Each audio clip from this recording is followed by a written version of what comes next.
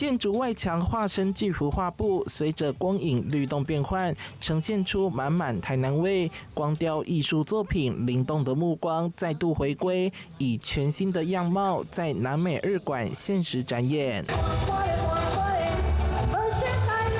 開幕音樂會中，台南女兒李竹欣與饒舌教父大支獻唱，炒熱氣氛。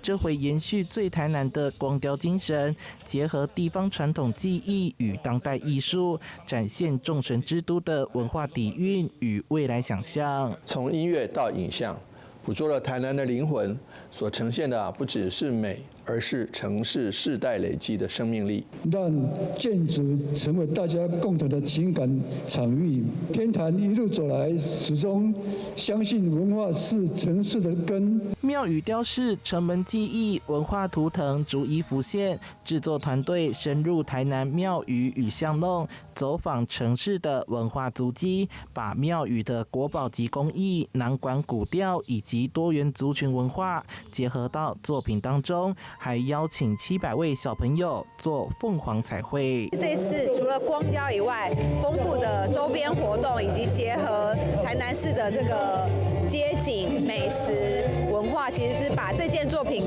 跟台南市的氣息跟更接地氣的一個發表。靈動的目光曾經在2024年台灣燈會中展出，榮獲柏林設計獎與日本 Good Design Award 雙料國際肯定。2025靈動的目光以光影為筆，描繪台南閃耀的文化之光。記者說海灘的報道。